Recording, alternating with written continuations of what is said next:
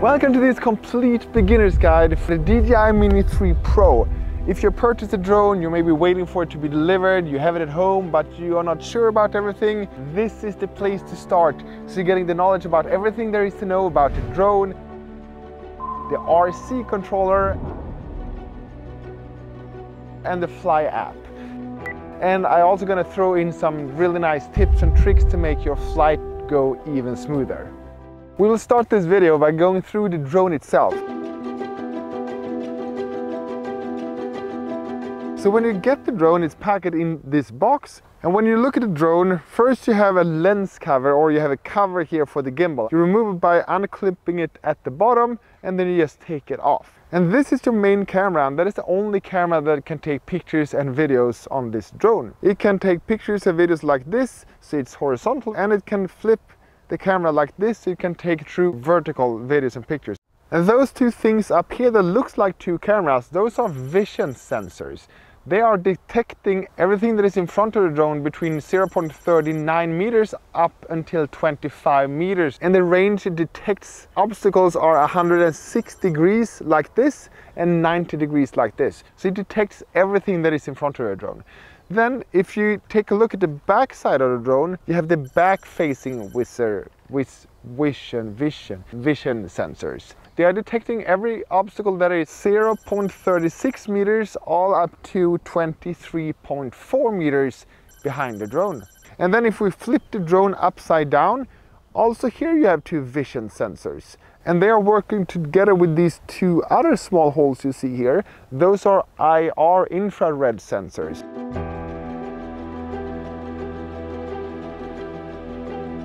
And together, all of those four sensors are making sure that when you're flying, the drone is precisely where it's supposed to be, because it takes pictures on the ground, so it knows that it shouldn't move. So even if you don't have GPS, the drone can keep steady when it's less than 12 meters from the ground. And that is also useful, for example, if you're flying indoors, where you don't have any GPS, satellites, connections, thingies, then those sensors help you to keep the position so you can fly safely also indoors. And to fly the drone, you have to unfold the arms where the propellers are. So you unfold these one backwards, and then you unfold the other ones forward like this.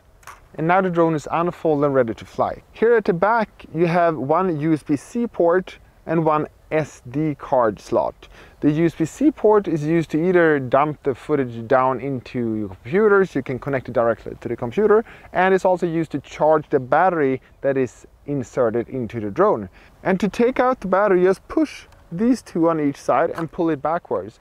And this is the intelligent flight battery. And here it also says ultralight 249 grams. That means that with this battery, the drone weighs 249 grams and it gives you up to 34 minutes of flight time. There is also an intelligent flight battery plus that is heavier, so then it goes above the 250 grams limit, but it gives you up to 47 minutes of flight time. And to put the battery back, you just put it in here and push it in, and now it's locked and ready to be used. On top of the drone, this is the on and off switch. If you push that one once, you're getting 4 LED lit up if the battery is fully charged. And back here, those two are just air vents, because the drone doesn't have any internal fans to cool it down, so it relies on the air that is coming from these flight propellers. So if you keep the drone turned on and it's just on the ground, it will surely overheat because it doesn't cool down. And to turn the drone on, you just push once and then you push and hold the second time. But before we do that, we're going to go through the DJI RC Remote with a monitor included. And that remote is actually hidden below this little protective cover you have here. And this remote is a real game changer because it has the monitor included. Before you had to attach your phone either below or on top, and that made everything so much slower, especially to go out and flying. And you also had to rely on that you have battery in the phone. If someone called, it just messed things up, and yeah, it was pretty annoying. So to have the monitor included in the remote, that is just amazing. So the most obvious thing is this big screen that we have here. And if we're going to compare that one to the iPhone 13 Pro Max, we can see that it's fairly similar. Not really, it's a little bit smaller, but it's a pretty good size. And then we also have two joysticks up here. They don't have any sticks on them because the sticks are stored here at the back. It's just pull them out and then you just screw them on here at the front. And then here at the front we also have this button where it has an H and then a pause sign. When you tap that one once, the drone will pause anything it's doing in the air. If you, for example, has programmed it to do some maneuvers, when you click that one, then the drone just stops. And if you push and hold that button instead, it will initiate the return to home protocol. So it'll go up to the preset return home altitude you have set, and then we'll fly back home and land safely. To the right of it, we have this little switch where it says C, N and S. And when you have this one in the middle where it says N, you are in normal mode. So you have the obstacle avoidance sensors active and you can fly the normal flying that you would like to do. If you take that one to the left where it says C, C stands for cinematic. When you are in cinematic mode, everything slows down, you can get those really nice cinematic shots. And then if you take it to the right instead where it says S, that stands for sport mode. And sport mode is the fastest and quickest way to fly, but it disables all the obstacle avoidance sensors. So you can easily run into things that are in front or behind the drone, so be aware when you use the sport mode that you don't fly into things. Then to the right of that you have the on-off switch. If you click that once, you're gonna get these 4 LEDs again. Those are indicating how much battery you have in the drone. And then if we look at the top of it, you have this little button with a red dot on, that is to start and stop filming. And the other one with the camera, that is the camera button, so you can take pictures. And that one works in 2 steps. So first you can push it halfway, so you get focus, and then you push all the way to take the picture. Here you have 2 toggle wheels that can turn a little bit like this. The left one is controlling the gimbal, aka the camera, so you can control the angle like this. This wheel up here, that one is controlling the digital zoom the drone has. So if you film in 4K, you have up to 2 times digital zoom. If you film in 1080p, you have up to 4 times digital zoom. And if you film in 2.7K, you have 3 times digital zoom. And here at the bottom of the remote, here you have the USB-C port to charge the remote or connect it directly to your computer. And under this flap, you have the micro SD card that you can insert. Here you have also another USB-C port, and that one is called a host port by DJI, and that one is to connect something that DJI calls the DJI cellular dongle. We don't have that yet, I haven't seen it, but that's for accessories later on. What else do we have in the back here? Here we have this C1 and C2 button. Those are custom 1 and custom 2 buttons, so you can customize the feature and function of those buttons, which is really handy. Another thing that is good to know is where the antennas are. On this remote you don't have any antennas that you can fold out because they are hidden inside the remote here. So when you're flying and you maybe notice that the signal strength, the connection to the drone is getting weaker, then keep in mind that you aim this side of the remote towards where the drone is, so you're getting the best signal connection. Now let's turn on the remote so we can see what the DJI Fly app that is installed, pre-installed on this remote, what it does and all the features that we have in it. So to turn on the remote, you tap once and then hold.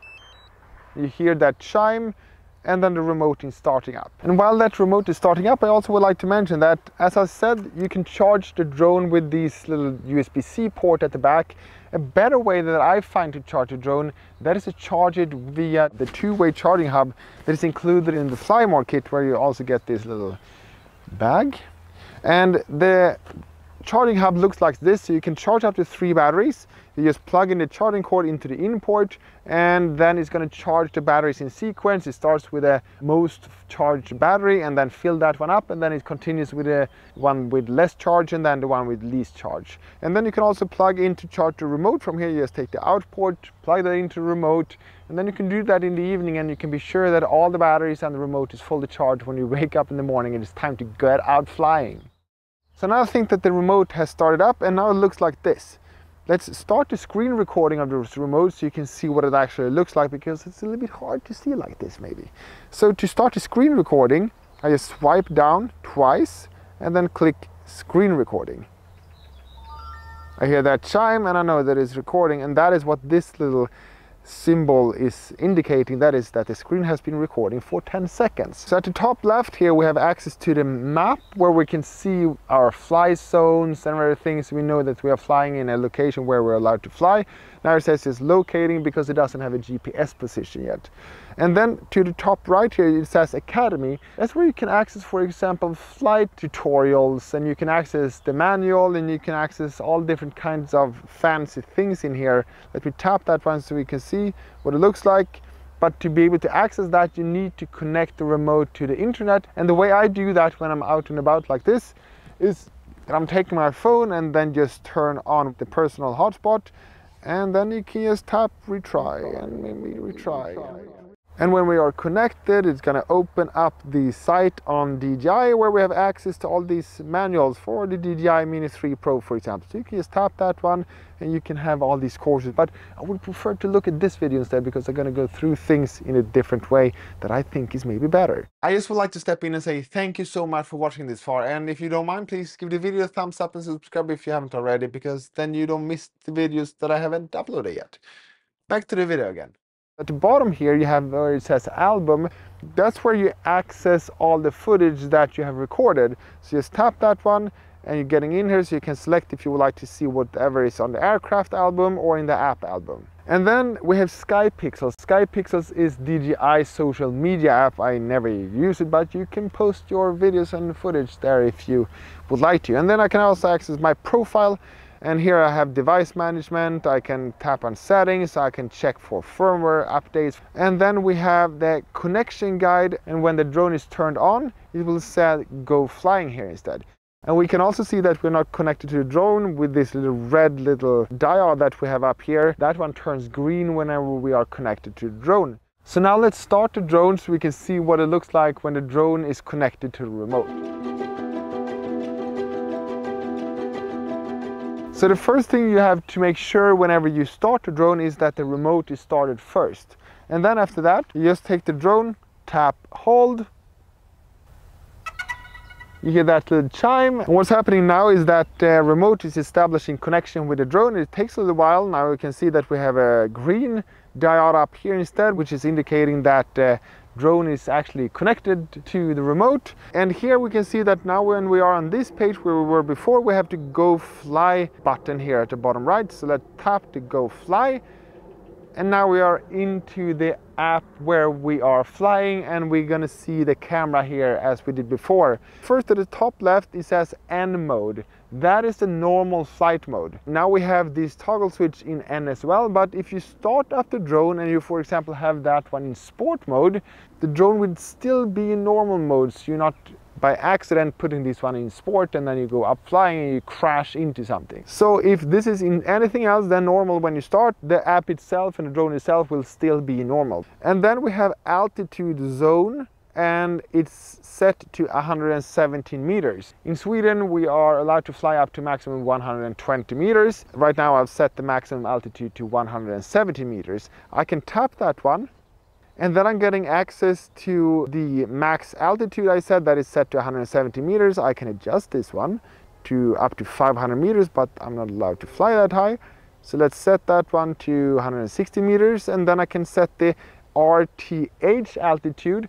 That stands for return to home altitude. So what I usually do is that I look around, I take a look where I have the highest things, I fly to that place, and then I'm gonna check how high up the top of that obstacle is, and then I'm gonna set the return to home altitude a little bit higher. Of course, it's gonna fly over it. In this situation to, I don't know, 46 meters. Then we have the max distance, and the max distance, that's where you set how far away from you the drone is allowed to fly. Because I fly within the line of sight, I don't set any limit there, because as far as I can see it, it's fine, and if I can't see it, I'm gonna fly back. And then at the bottom here you can set the storage location. I have an SD card inserted into the drone, and I fly with a 256 gigabyte SD card just because I don't want to be out of flying and then I'm going to run out of space. I'm going to drop a link to that SD card and everything else in the description box below. If you have the SD card inserted, you can select to store the footage on that SD card, and you can also select to store on the internal storage. But keep in mind that the internal storage is just 1.2 gigabytes, so it lasts for 55 seconds or 1 minute. You need to have an SD card in the drone, and it doesn't come with it. And here you can also format the SD cards. You just tap format, and I recommend you to format the SD card in the drone before you start using it, so you make sure that the SD card has the file structure that the drone prefers to use, so you don't get any issue with the footage you're saving to it. To the top right here it says 85. That is 85% left in the flight battery, and then to the right of it, it says how much flight time I have left. But there is a 0.00. That's because the drone is still on the ground. And if I tap that one, it's going to say how long time does the drone estimate that it's left until the return to home protocol will be auto initiated. Because when the power in the battery is low enough, the drone will automatically return to the return to home position if you set the drone to do that. And if you tap that one, you're going to see some more information about the batteries. Before we get up and flying, we're going to just go through some more things. Here we have the RC connection. If we tap that one, we can see that we're a strong RC signal. And that's what I said, that if we're getting a weaker signal there, then we can just make sure that we are aiming this side towards the drone. And then to the right of it, where you see that it's a red little icon, that is the indication for the obstacle avoidance sensors. And that is because we're not up flying, so it's not working. That's why it's red. When it's white, then the obstacle avoidance is working. That's also important to know, that if you go to sport mode, the obstacle avoidance sensors will also be disabled, so it will be red when you go to sport modes. To the right of that, you have how many GPS satellites we are connected to. Now we're connected to 39, and if you tap that one, it's going to say strong GPS signal and 28 satellites. To the right of that one, you have those 3 dots. That is to enter the menu of the drone and this Fly app. You have safety, control, camera, transmission, and about. And let's go through the safety tab first. The first thing, you have flight assistance. That sets what the drone is going to do whenever it detects an obstacle somewhere. If it's going to fly into it, or if it's going to bypass, or if it's going to brake. So you set that here. It's going to bypass, it's going to brake, or it's going to be off. If you're flying and you notice that, oh, I can't fly sideways for some reason, it just doesn't work, and you think that something is maybe wrong with the remote, well, it's not. Just go in here and check if bypass is enabled, because if you have enabled bypass, by default the disable sideways flight is also enabled. That means that the drone will not fly sideways. The next one is display radar map. When that is enabled, a real-time obstacle detection radar map will be displayed. So you're going to see, oh, there is a little bit red because it's close to something, there is yellow because it's not that close, and I'm going to show you how that one works also. Then we have the max altitude again, 160 meters. I can adjust that one here. Okay, let's set that one to 100, and I find this a little bit annoying. I would prefer to be able to set the numbers, because to slide this slider to get to exactly 120, that is, as you can see, really hard. So it would be nice to just be able to tap the numbers, and then you can just type in the altitude you would like to have. And then the max distance again, the auto return to home altitude, and here you can also update the home point. And that is handy to do, for example, if you are on a boat and the return to home position is in the middle of the sea. The drone is returning and then landing in the sea. So here you can go in. I'm going to show you that later when we're up in the air again, how you can update the home point. And here you also have compass calibration, IMU calibration. You'll never need to do that, because if the drone detects that it needs the calibration, you will be prompted to do that, and it's going to show you how to do it. Here, battery info, so you can see the health of the battery, the voltage, the battery temperature, and everything else you need to know about the battery. And here you also have the Find My Drone features. For example, if you crash the drone somewhere, I hope you don't, but then you can see where the drone has been flying and where the last GPS position was, so you can actually try to find it somewhere. And that's not a bad thing. And here in the advanced safety settings, here we have the signal loss protocol, what's going to happen. I've set it to return to home. So if, for example, something is happening with remote, or we're getting a signal interruption somewhere, the drone will go up to return to home altitude and then fly back and land. And here you can set that it should just descend, or you can just hover on the spot, but I don't think any of those is very good, so I would like it to return to home, because then I know that the drone will come back closer to the remote, so I will probably get the signal back. Here we also have the emergency propeller stop procedure, and that is, for example, say that the drone just flips out and it starts flying sideways or upside down or something like that. Then you set how you're going to emergency turn off the drone in the air, and to do that you just pull both sticks down to the middle. I'm not going to do that because that will also turn on the drone. I'm going to show you that later, the different ways to turn on the drone to get up and flying.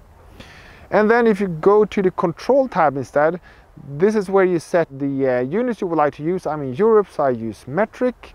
And then object scanning, that is, when enabled, the aircraft automatically scans and displays subjects in the camera view. That is handy, for example, if I would like to track myself, because the drone can track objects, then it automatically gonna detect me and I can just tap me to select it. And then we have the gimbal mode, you have the follow mode. When you have that enabled, the drone footage is gonna be stable, it's gonna look like a camera that is just moving around like this.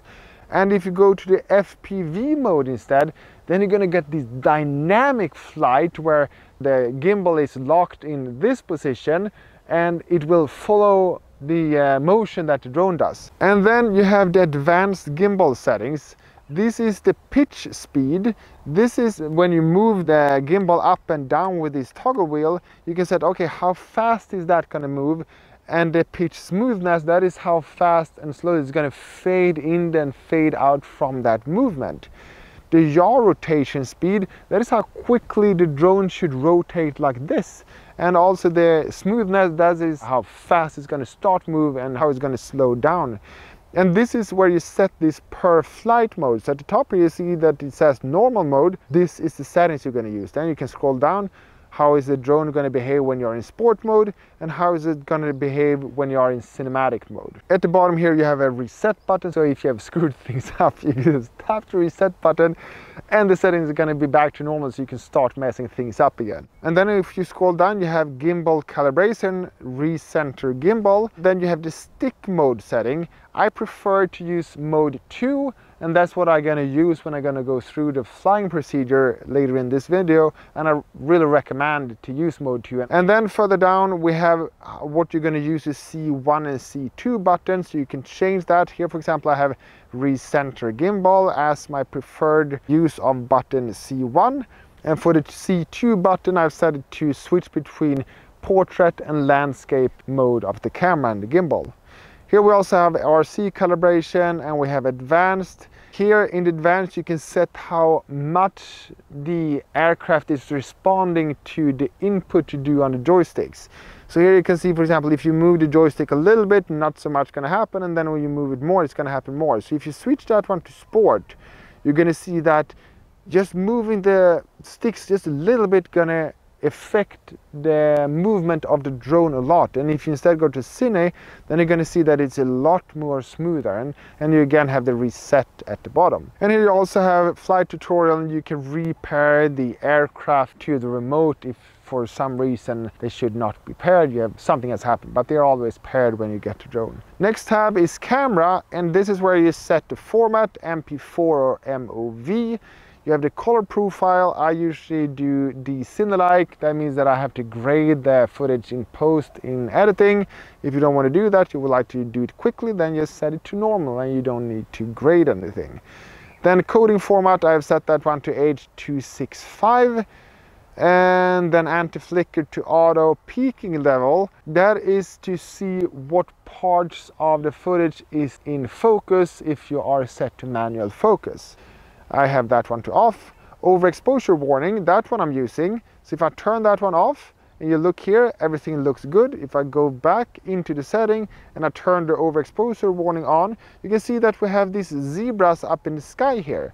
And that means that those parts of the footage over here, this section and then this section behind me, those ones are overexposed. That means that we won't be able to retain any details in those parts of the footage. You can enable grid lines if you would like to have that. And then you have white balance. I usually use that at auto setting as long as it works. Here again I can set where the footage is going to be saved, to the SD card or internal storage.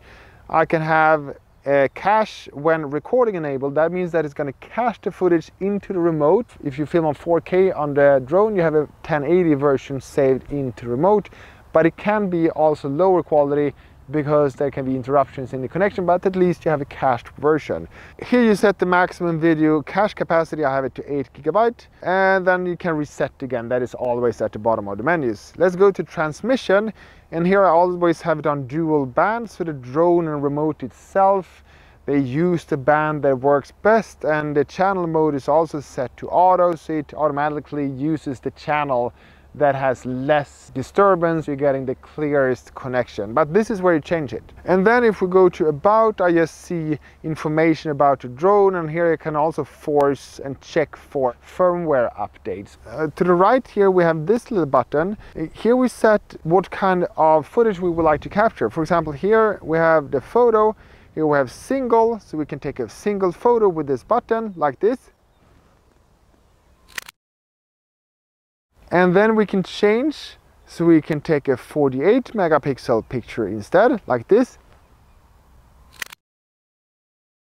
And then we can take a AEB picture. What that is doing is that it takes 3 or 5 pictures with overexposed and underexposed, and then you can merge them together in post, so you can get an HDR picture where we can retain details both in highlights and dark sections, and it's going to be a really cool picture, but it needs to have some post-production. But if it's, say for example, 3 pictures, and I'm going to do that one,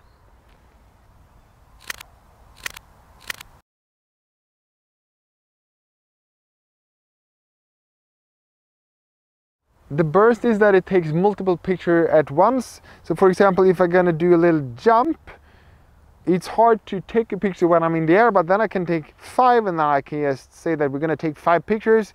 I tap that one, and then hopefully we got a picture when I was in the air. And then we have a timed shot. That is a self-timer. So if you, for example, would like to have, okay, we're gonna have 5 seconds timer, I'm gonna push the take picture button, I put it down, and now I can just stand like this. And then we're getting a picture taken on timer. It's going to reset this timer, so it's going to continue to take pictures every 5 seconds, all until you tap the stop button. And let's go to the video section. And here we have the normal mode first, and then you have slow motion. The slow motion brings down the resolution of the camera to 1080p, and you take 120 frames per second video. What I usually do is that I have on normal instead, and then at the bottom here, I can change the frames per second and use 60 frames per second instead, but I'm gonna go back to that part of this menu and screen later. Then we have master shots, and we have quick shots and hyperlapse and panoramic, and I'm gonna go through that later. And here we also have to switch between horizontal and vertical mode of the camera, and we can set autofocus on or autofocus off. Here we have the record button when we film and take pictures like we saw before, and then we have the play one, that is to access the stored footage.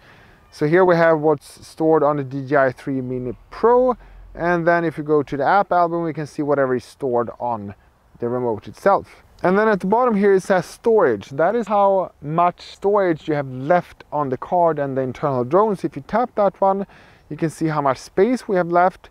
And now it says that we have 6 hours and 18 seconds left of storage. And that is of course depending on the resolution we are using and the frame rate. And that is what we set here to the right. So for example, if I tap that one, I change to 2.7K instead, then we suddenly get 11.5 hours of storage. If we go back to 4K, we can see that we can go from 24 frames per second all up to 60 frames per second. And we can also see that it says HQ on 24, 25 and 30 frames per second. And that is a high quality mode that DJI call it. And that's not available on the 48, 50 and 60 frames per second. And it should give a little bit more like HDR-like recording. But you can turn the HQ off for those 3 settings. So if you would like to have that, you are locked into 24, 25 or 30 frames per second. If you don't want to have the HQ, you have to use 48, 50 or 60 frames per second. One thing to be aware of is that, for example, if you are filming here and then you discover that, oh, I'm going to do some digital zoom, and well, it doesn't work. Why is it not zooming? That is because the zoom is not working on 4K, 48, 50 or 60 frames per second. Well, if you instead go down to 30 frames per second, then you get in the 1x to the right here, and the zoom feature will work again.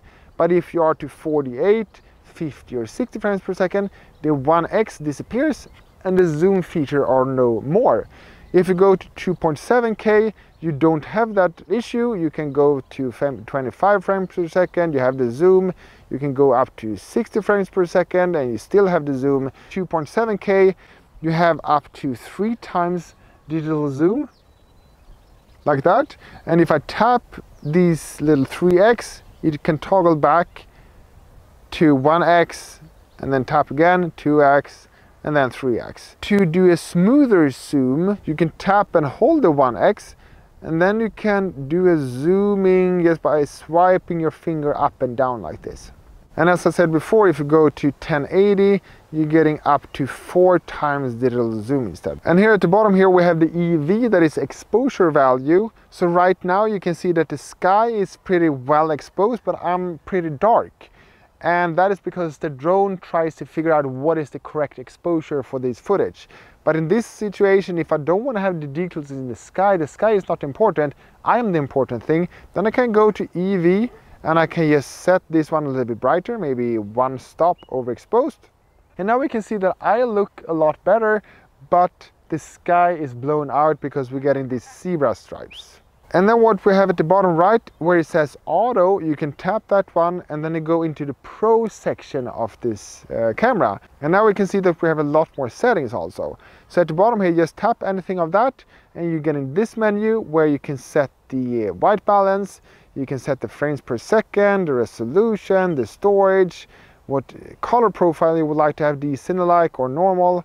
You can set what kind of format you would like to record in.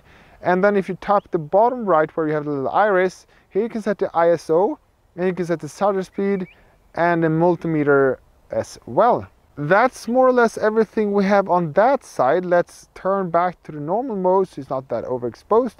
And then to the left here you have 3 important things. The bottom left, where you see that little map icon, if you tap that one, you're getting a map. And that is the map over where we are right now. If you tap the top left where it says north up, then we're getting the drone location upwards instead. So whatever it's aiming towards, then that is going to be upwards. But I prefer to have north up. At the bottom right, if you click that one, you're getting this radar simulation instead. So I'm going to take the drone and I can turn this around like this. Then we can see that the north is being adjusted. And then I can tap the bottom right of that one to go back to the map. And if I tap the map, I'm getting a big map instead. And here I can see the map over where I am, where the home point is. But I can see where the drone has been flying with this blue line. If I would like to go back, tap the picture again and you're back to where you were before. And if you don't like this map, you can just tap the little button to the bottom left and it's minimized again. To the right of it, we have the first is the elevation, the height. Now it says that it's 0.0 meters. We are ascending or descending with 0.0 meters per second. And to the right of it, where it says D stands for distance, and then we are 3.2 meters away, and we are moving with 0.0 meters per second. And this is where if I, for example, go back here into the settings again, and I go to Imperial instead, then I'm gonna see that I have the feet and miles per hour. So next thing is that we're going to take the drone up into the air and we're going to go through the basic flying. And the first thing we need to do, that is to check, am I allowed to fly here, and is this a good spot to start? I can first look around. Let's take out the camera. Here we have a lot of grass. This is not a very good spot to start at. But if we look, for example, over here, this looks a lot better.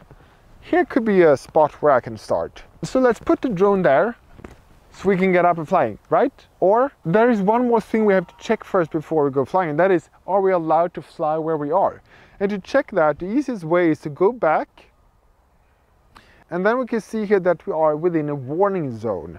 So if we tap the warning zone, then we're going to get a map where we can see all the control zones from all the airports and everything, so we can make sure that we are in a position where we're allowed to fly. And I know that this is not correct, so you can't really rely on this one. But what we can see is that we have an airport over here, and if I tap that one, we can see that this is a restricted zone. But tap the outer zone, we can say that this is an authorization zone. And here we have a enhanced warning zone. Here we have an altitude zone. So we can see what is the rules for where you are. But the thing is that you can't trust this to 100%, because where I am right now is not too far away from a helicopter airport. It's not listed in these apps. You need to know where to find correct information. And I know that in Sweden we have drönarkartan, a drone map. Here I can see that there is a helipad where I am, but that is not listed on this drone map. So you can't rely on this one. So what we need to do to get this drone up in the air, that is to relocate to another place. So we don't need to ask for permission at an airport. I forgot to mention one thing. When you're done flying, it's important that you turn off the drone in the correct order. So first turn off the drone, tap and hold, and then you do the same with the remote. Tap and hold. So you always turn on the remote first and then turn on the drone, turn off the drone and then turn off the remote. Another thing that you should fix pretty soon after you have purchased this drone is either to buy the Fly More kit, so you're getting these little fancy pouch if you think that this is something for you, or you have to get another kind of box or something where we're going to store the drone, because that box that you get it with is not very good, and I'm going to show you why. Everything looks good. You put in the remote, that looks good. You put in this little cover here, and then when you're going to pack it, make sure that the back propellers are inside those little legs here. Like this, it works good. But if you by accident put in the drone this way instead, you also think it's going to be a really good idea. But the thing is that when you close this one, that little thing goes directly on top of the on-off button. And there are times when I've had this one in my backpack and suddenly I hear the stupid drone starting up in my backpack. So instead, just put it right way and everything is fine and you can store it like this. But get another kind of solution for storage, and I'm gonna drop links to the best solutions I have found in the description box below. So now we are at this different location instead, and we are outside this flying restriction area. And then we have a good spot here. I've cleaned it from debris and stuff that can go up into the propellers. I place it on the ground. The first thing we do is to turn on the remote. Push and hold, push and hold. We have 18 satellites. We are in normal mode. Now we have two different ways to take off. Either I can put both of these controllers down to the center like this, and the propeller starts, but it doesn't take off. To turn that off again, I can do the same, and the propellers turn off again. The second and maybe easiest way to take off, and you can make sure that it just hovers at 1.2 meters from the ground, is to push and click this little button here where it says take off. And then you hold that one until it turns green, and then the drone will take off by itself. And it hovers in the air here at 1.2 meters. To land, take the left controller all the way down.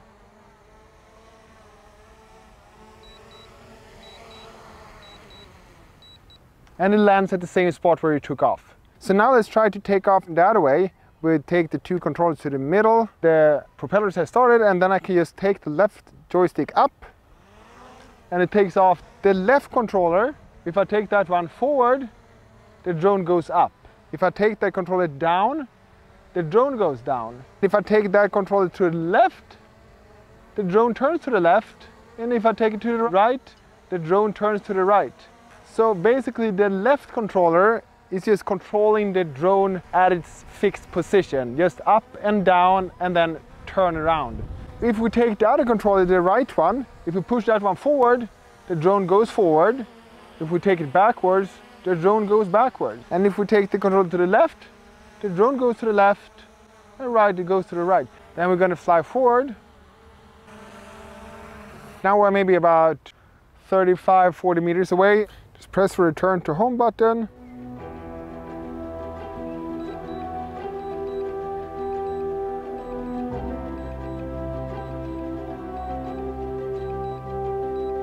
Now it goes up to the preset altitude. It turns this way.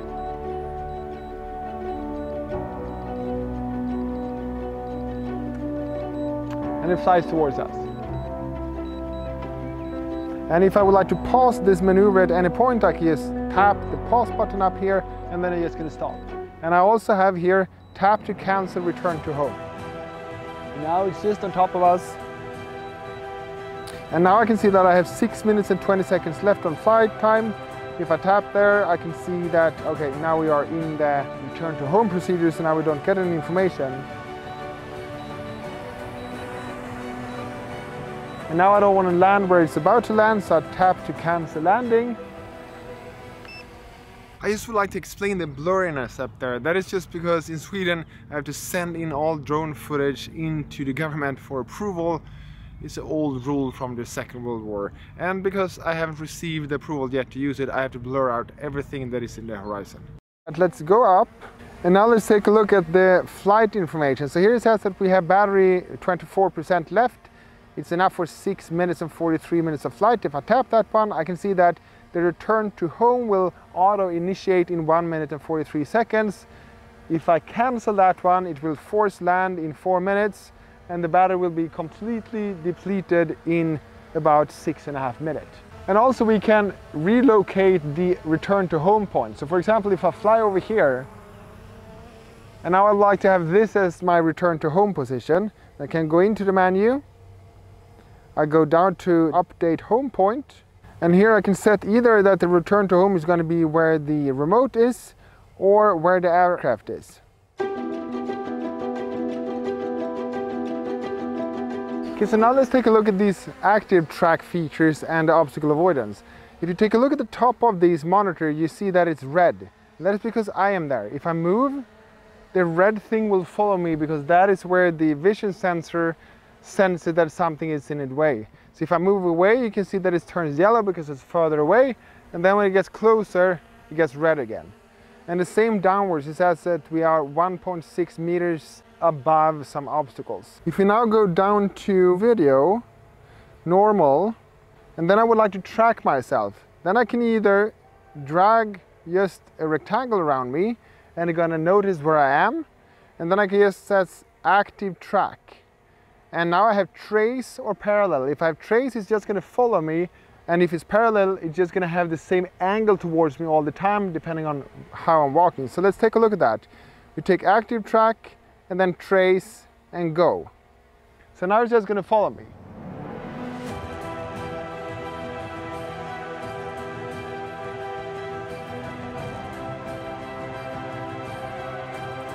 And here I can even, if I would like to be a little bit further away, I can just push backwards, and it's going to track me further away.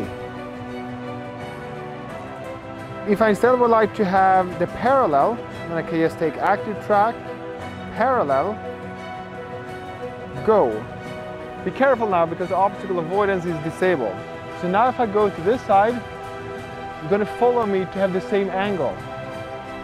If I go this way, follows me again, and if I go against it or towards it, it backs up. Then we also have spotlight. Then it's just going to stand fixed at this position and just track me. It's going to turn around its own axis.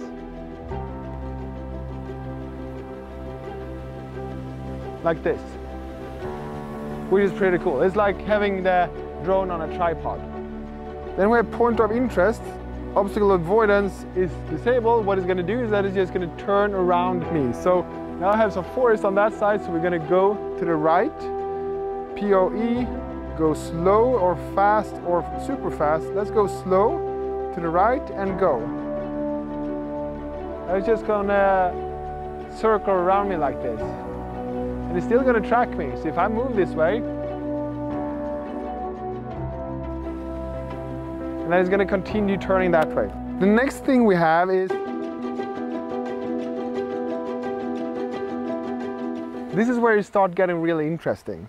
So for example, if I take the drone, it's going to track me, and I would like to go to distance of 30 meters, that is the shortest.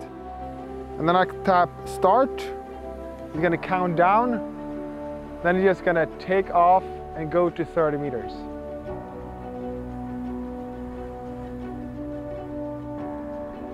Then when it's done, it's going to come back again. And then it stops wherever it started. Then we have more. We have rocket. Instead of going sideways like this, it's going to go straight upwards. So it's going to track me. Let's take start. Look now, this is so cool.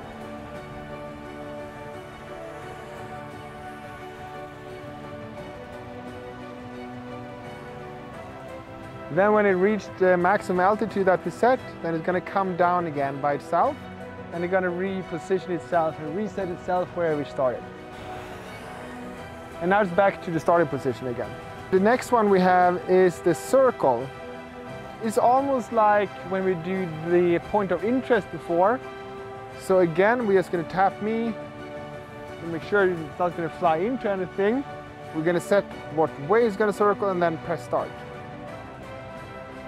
And I always have my thumb on top of the pause button when I do these things, so I know that I can just stop it whenever I need to stop it. So if I need to stop it, I can just hit stop and it just pauses directly at the spot. The next thing we have is the helix. Then it's going to go like in a spiral motion, so let's try that as well. It's going to track me. I would like to start, the thumb on top of the pause button. Then I can have it behind my back so no one sees it. And when you go here, I can just move down the other way. I need to make sure it doesn't fly into a tree. And it worked, but that was close.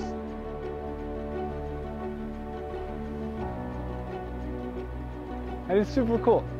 And now it's just going to come down slowly directly to me again to the starting position. So that is one of the best things when it comes to all these quick shots. It's always going to return where you started. The next one we have, that is the boomerang. It's a little bit tricky here when I have the trees here, but let's try it and see if it works. Gonna track me again. I set what way it's gonna circle and start.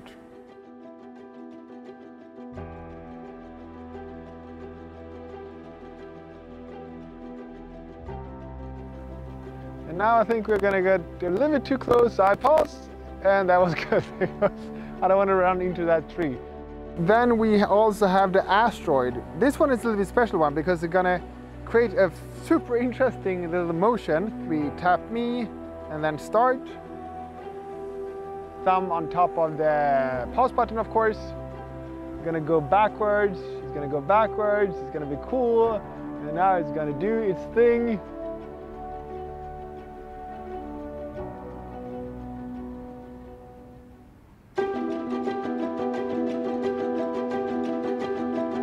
So let's go in here to the setting again, and here it says bypass.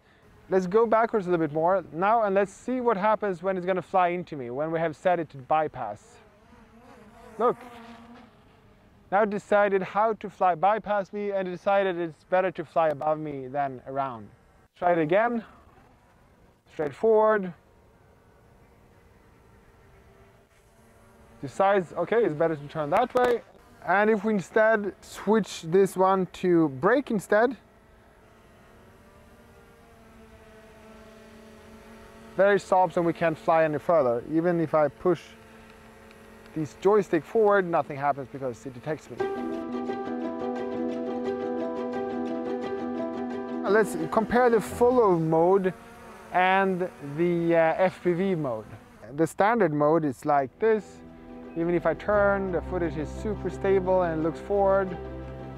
If I instead change to FPV mode, we're gonna get this lot more dramatic flight. Where the drone is leaning and it's flying fancy.